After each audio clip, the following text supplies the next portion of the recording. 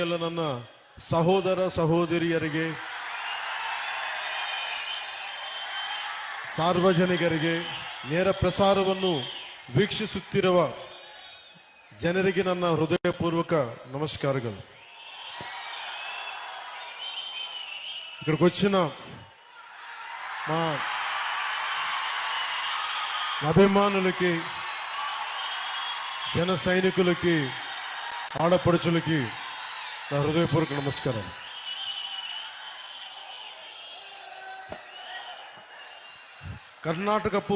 ಕರ್ನಾಟಕವು ಅದ್ಭುತ ಪರಂಪರೆ, ಸಂಸ್ಕೃತಿ ಮತ್ತು ಹಲವು ಪ್ರತಿಭೆಗಳಿರುವ ನಾಡು.